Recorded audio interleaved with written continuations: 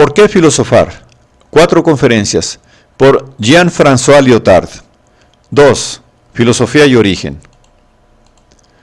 En una obra de juventud, diferencia entre el sistema de filosofía de Fichte y el de Schelling, 1801, Hegel escribe: cuando la fuerza de la unificación desaparece de la vida de los hombres, cuando las oposiciones han perdido su relación y su interacción activas y han adquirido la autonomía, aparece entonces la necesidad de la filosofía. Lasson 1.14. He aquí una respuesta clara a nuestra pregunta: ¿por qué filosofar? Hay que filosofar porque se ha perdido la unidad. El origen de la filosofía es la pérdida del uno, la muerte de sentido. Pero, ¿por qué se ha perdido la unidad? ¿Por qué los contrarios se han hecho autónomos? ¿Cómo es que la humanidad, que vivía en la unidad, para quien el mundo y ella misma tenían un sentido, eran significantes, como dice Hegel en el mismo pasaje, ha podido perder este sentido? ¿Qué ha pasado? ¿Dónde? ¿Cuándo? ¿Cómo? ¿Por qué? Hoy vamos a examinar esta cuestión del origen de la filosofía desde 2 puntos de vista diferentes. Primero vamos a situarnos al borde de la filosofía, en su origen, y tratar de captar, al amparo de la palabra de uno de los más grandes pensadores griegos, Heráclito, ese momento trágico por excelencia en que la unidad del sentido aún se puede atestiguar, aún está presente en la vida de los hombres y al mismo tiempo se retira, se oculta. Después, reflexionando sobre el hecho de que la filosofía tiene una historia, pasaremos a hacer una crítica de esta idea misma de origen, a fin de mostrar que el motivo que hay para filosofar es permanente, actual. Comenzaremos volviendo a la cita de Hegel para entenderla mejor. Ella manifiesta claramente que la filosofía nace a la vez que algo muere. Este algo es el poder de unificar. Este poder unificaba las posiciones que, sometidas a él, estaban en relación e interacción viva. Cuando este poder languidece, la vida de la relación y de la interacción va hacia su ocaso y lo que estaba unido se hace autónomo, es decir, ya no acepta más ley ni más posición que la suya. Donde reinaba una ley única que gobernaba a los contrarios, predomina ahora una multiplicidad de órdenes separadas, desórdenes, un desorden. La filosofía nace en el luto de la unidad, en la separación y la incoherencia, un poco al estilo del inicio de El zapato de raso. Hegel escribe en la misma obra: la escisión, la disensión, la discordia, la duplicación, es la fuente de la necesidad de la filosofía. Lasson 1.2. Así pues, ¿de qué unidad o de qué poder de unificación habla Hegel? O bien, lo que viene a ser lo mismo, ¿cuáles son los contrarios, las oposiciones cuya escisión, cuya duplicación coincide con la llegada de la filosofía? He aquí lo que dice Hegel en el mismo pasaje. Las oposiciones que bajo la forma de espíritu y de materia, de alma y de cuerpo, de fe y de entendimiento, de libertad y de necesidad, etc., y de otras muchas formas en círculos más restringidos, eran antaño significantes y sostenían todo el peso de los intereses humanos. Detengámonos aquí un momento y volvamos a esta enumeración. Las oposiciones que antaño eran significantes sostenían, pegado a ellas, todo el peso de los intereses humanos. Dice Hegel: ¿qué significan esos intereses? ¿Cómo pende su peso sobre las oposiciones? Eso quiere decir que lo que interesa a los hombres, lo que se encuentra pues entre ellos, lo que los une unos a otros y que a la vez une su vida a sí misma, ese interés pendía con todo su peso de estas oposiciones, estaba suspendido de ellas. Un interés, es decir, una relación que pende de contrarios, del opuesto, hace de esos contrarios una pareja. En la pareja se da la unidad de la separación y de la unión. Esta unidad es una unidad viva, ya que no cesa de tener que hacerse pese a los términos que une, puesto que esos términos se contrarían, y de hacerse según su capricho, puesto que son sus elementos lo que la compone. La pareja, en el sentido corriente de esa unidad de esos dos contrarios que son el hombre y la mujer, nos proporciona sin duda una ilustración inmediata de esos contrarios. La ilustración de una de esas otras muchas formas en que las oposiciones pueden ser significantes en círculos más restringidos, como dice Hegel. El adulto y el niño ofrecen el mismo interés, lo mismo que el día y la noche, el invierno y el verano, el sol y la lluvia, la vida y la muerte. otros tantos círculos restringidos de los cuales pende efectivamente el interés humano, otras tantas parejas en las que la alternancia de sus términos mide la vida como el jambo fundamental o relación de una grave y de una aguda. Como dice Claudel, llena de ritmo la vida, no solo de las palabras, sino también de las cosas. Pero los contrarios que cita Hegel no son esos, son el espíritu y la materia, el alma y el cuerpo, etc. No son inmediatos, no pertenecen a círculos restringidos. Ya los conocemos. Esas oposiciones significantes son filosóficas, son reflejas. La pareja formada por la fe y el entendimiento, por ejemplo, es la expresión especulativa del interés humano en la cristiandad, de San Agustín a Santo Tomás, y puede que hasta Kant, pasando por San Anselmo.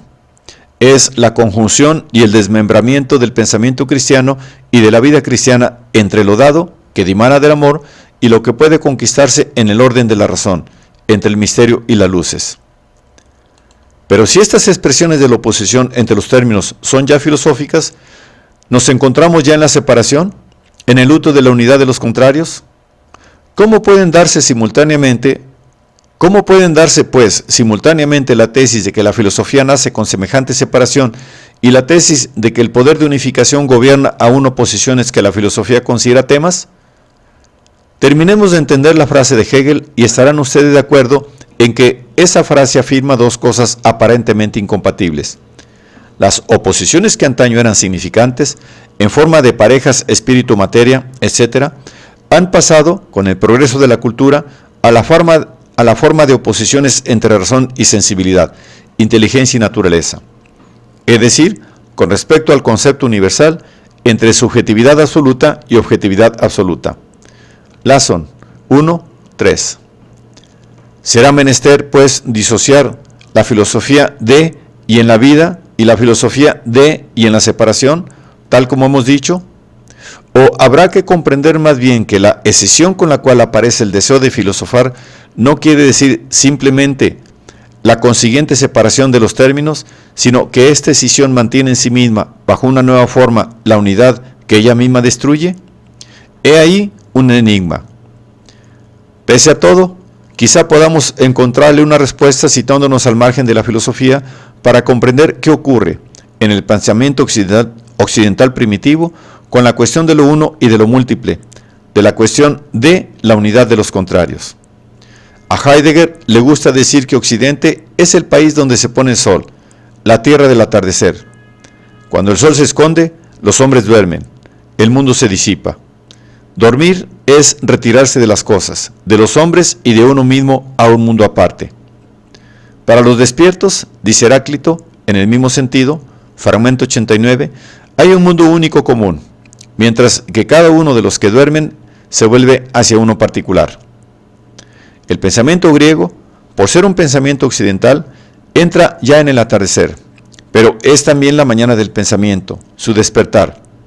Escuchemos pues a Heráclito de Éfeso en Jonia, que hablaba a principios del siglo V antes de nuestra era. Oiremos e intentaremos retener la más rotunda afirmación de que lo uno está ahí, en lo múltiple, que es lo que buscamos lejos, está al alcance de la mano. Que la razón del mundo no está en ninguna parte más que en el mundo, pero también ahí podremos apreciar la caída de la noche, la amenaza de la muerte, la escisión de la razón y de la realidad. He aquí primeramente dos fragmentos en los que las oposiciones, como dice Hegel, dan testimonio de la unidad. Fragmento 8. Todo sucede según discordia. Fragmento 10. Acoplamientos, cosas íntegras y no íntegras, convergente, divergente, consonante, disonante, de todas las cosas una, y de una todas las cosas. En otros fragmentos, la fuerza original de la unidad se manifiesta en todo su esplendor, a la vez que el objeto mismo del pensamiento filosófico. Se revela como permanencia junto a esa fuerza. Fragmento 50. Cuando se escucha, no a mí, sino a la razón, es sabio convenir en que todas las cosas son una. Fragmento 33. Es ley también obedecer la voluntad de lo uno. Fragmento 41. Una sola cosa es conocer la inteligencia que guía todas las cosas a través de todas. Pero esta misma unidad que guía y a la cual es prudente, sabio conocer, en otros fragmentos se la llama con un nombre que merece nuestra atención. Fragmento 80. Es necesario saber que la guerra es común y la justicia discordia, y que todo sucede según discordia y necesidad.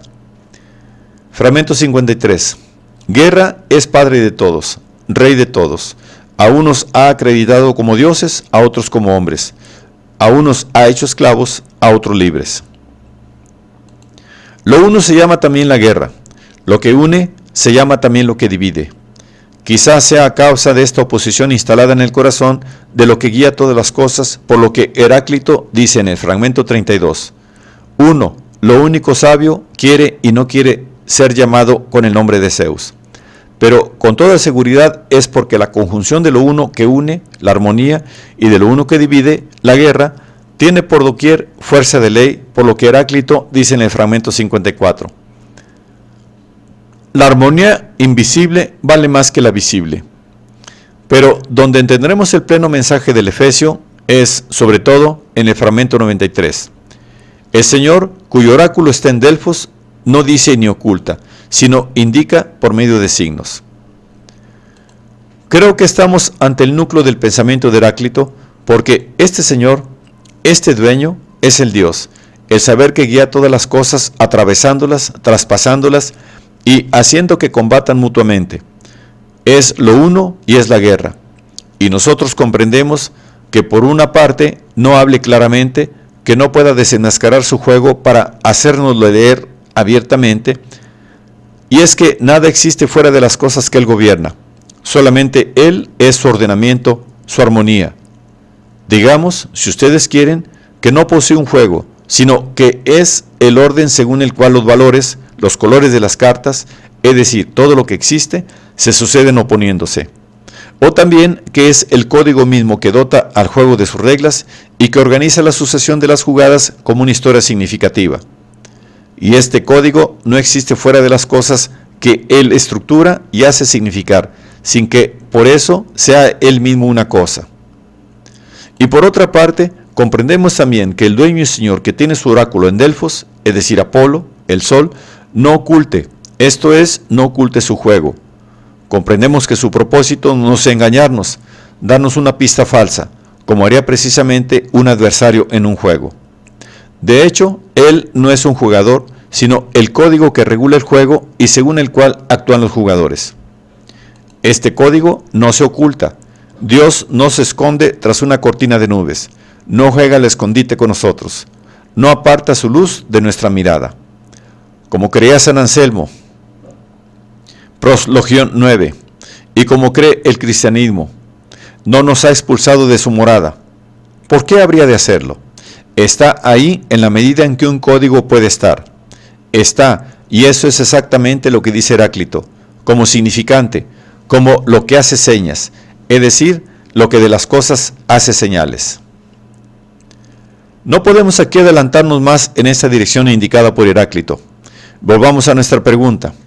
¿De qué modo este pensamiento es crepuscular? ¿Cómo la filosofía se anuncia en él? Si se entiende por filosofía, con Hegel, lo que crea necesidad cuando las oposiciones pierden fuerza, cuando caemos en la escisión, en la disensión. Lo que nos da una pista a este respecto es este fragmento 54 que nos dice que la armonía invisible vale más que la visible.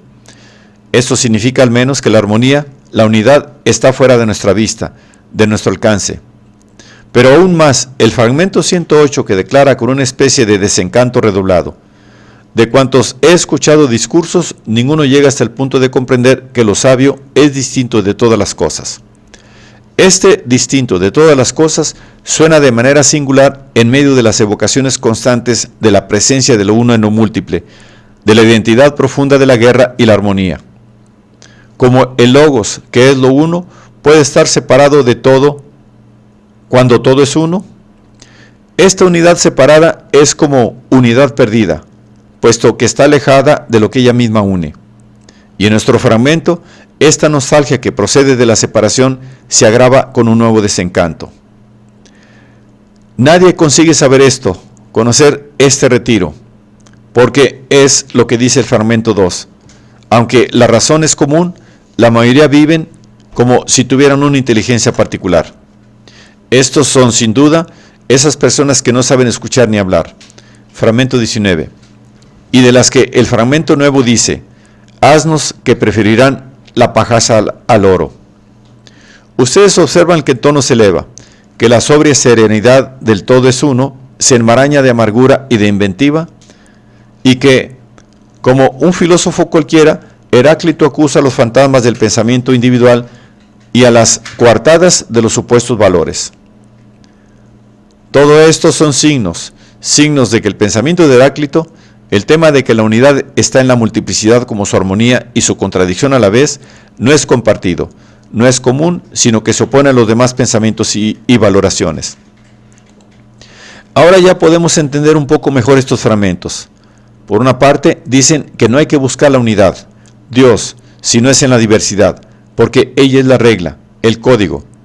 Dicen que la dialéctica, es decir, la superación de la escisión, el comprender que la unidad de un triángulo no se encuentra en el espíritu, el del Dios o del matemático, sino en la relación de las tres líneas cuya intersección 2 a 2 lo forman, o que la unidad del mundo no se halla en otro mundo, inteligible, por ejemplo, ni mucho menos en un intelecto que reuniría sus partes, sino en la disposición y la composición, es decir, la estructura de sus elementos. Del mismo modo que un periodo musical halla su unidad en la conjunción, en la cadena de las oposiciones de valor y de duración de las notas que lo componen. Pero estos fragmentos dicen, por otra parte, que esta armonía, que es a la vez la polémica de los elementos entre ellos mismos, ya no se oye ni se expresa, que los hombres ya están soñando, es decir, se han retirado al calor de sus mundos separados, y que finalmente, si es menester atestiguar la unidad, como hace Heráclito, es porque está perdiendo sus testigos, es decir, perdiéndose. Así pues, la pregunta planteada vuelve de nuevo a los labios. ¿Por qué la pérdida de la unidad y la autonomía de los contrarios? ¿Qué ha pasado? ¿Cuándo? ¿Cómo? ¿Por qué? He aquí unas preguntas tajantes, pero no hay que dejarse intimidar por su aspereza.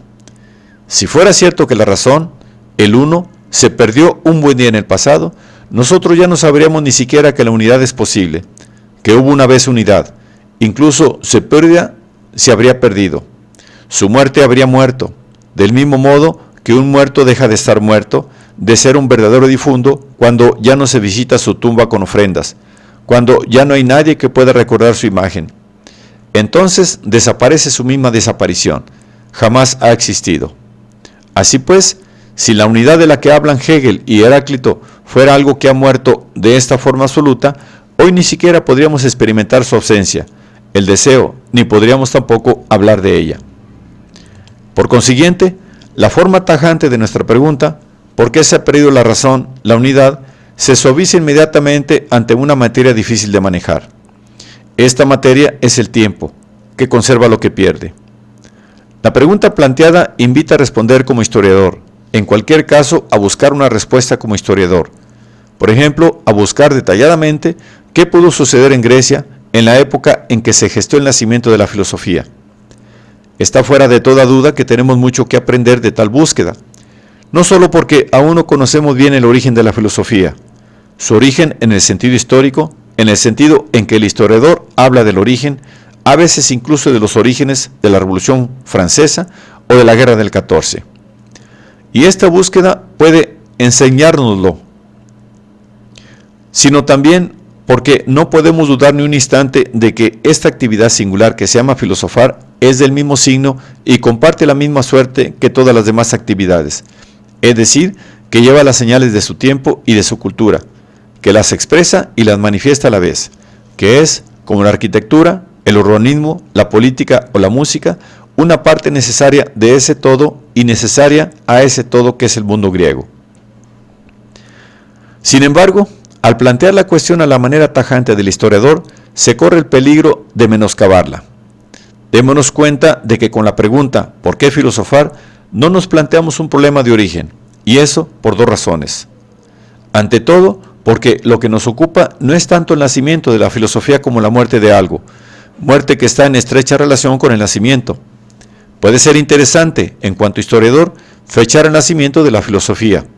Por ejemplo, tomando como origen el instante en que pueda detectarse la primera palabra del más antiguo filósofo conocido, suponiendo que se sepa ya lo que se dice cuando se habla en este caso de filósofo.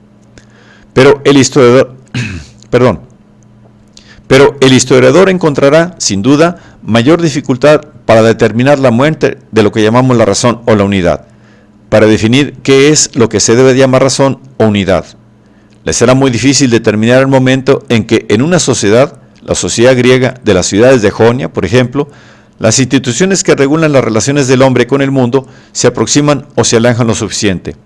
En cualquier caso, cambian lo suficiente de magnitud aparente y a un ritmo lo suficientemente sensible como para que se reflexione sobre ellas, para que se llegue a plantear la cuestión de su razón, para que los hombres se pregunten por qué hacen lo que hacen.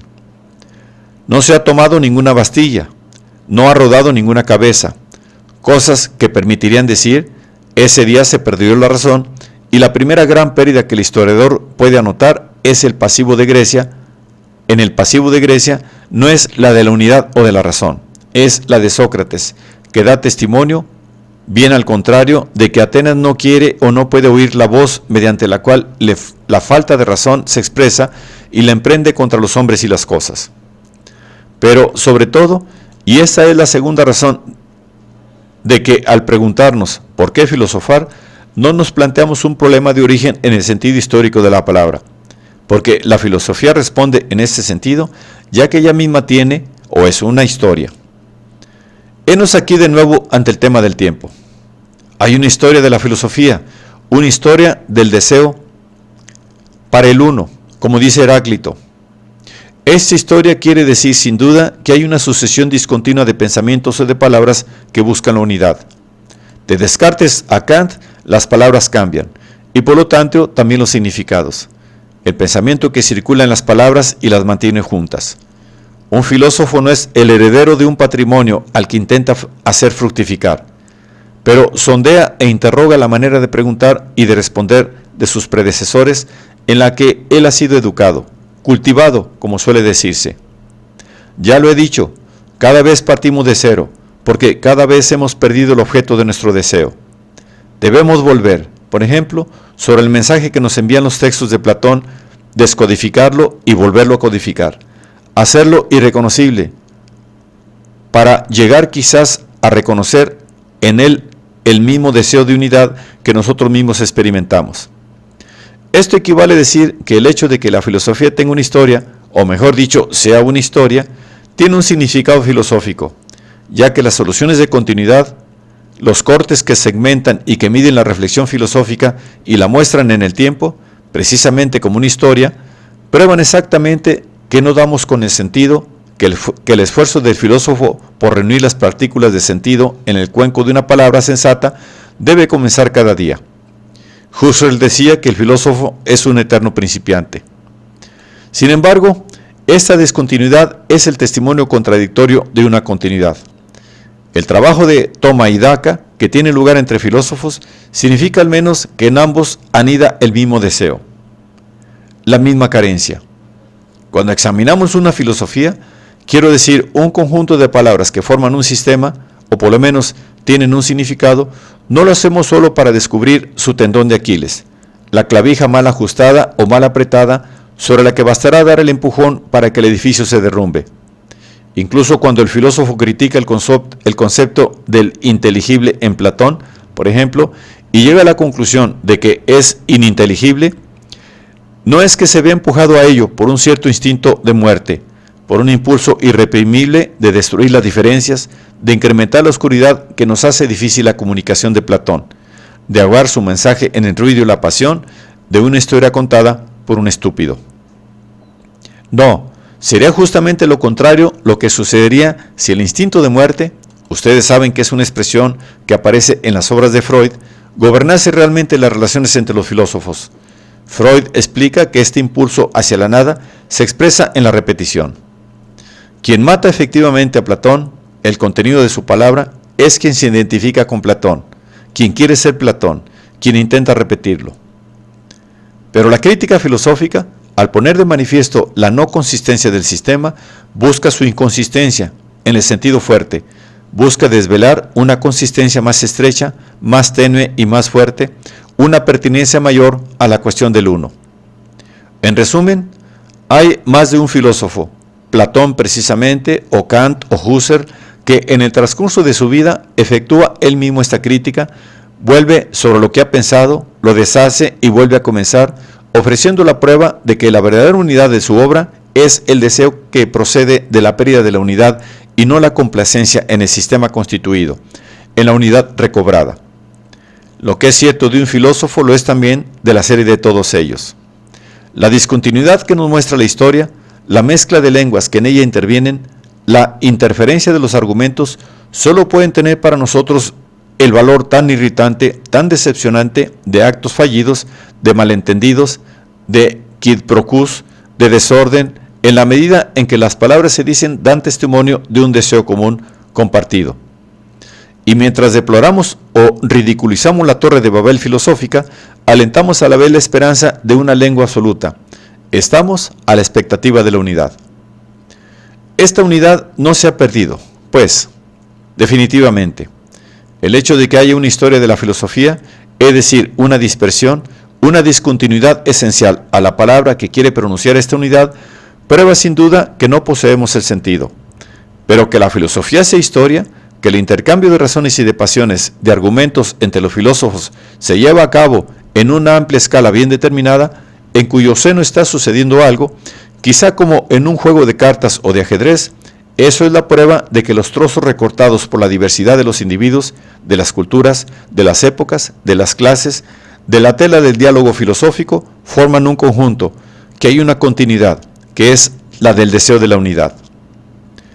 La escisión de la cual habla Hegel no ha pasado, sino que es precisamente en la actualidad permanente, absoluta, de esta escisión.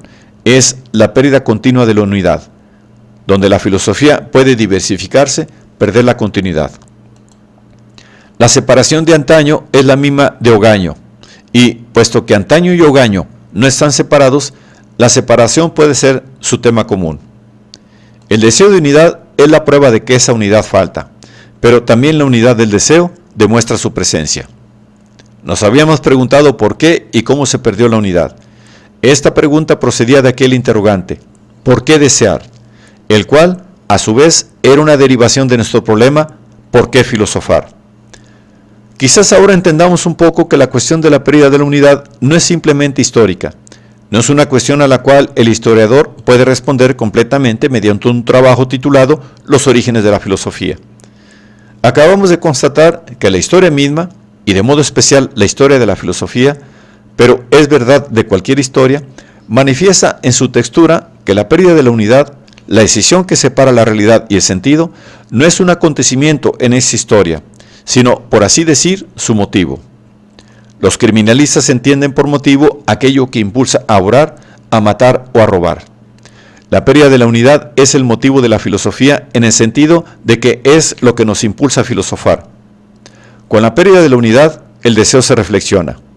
Pero los musicólogos llaman también motivo al periodo del canto que domina toda la pieza, que le da su unidad melódica.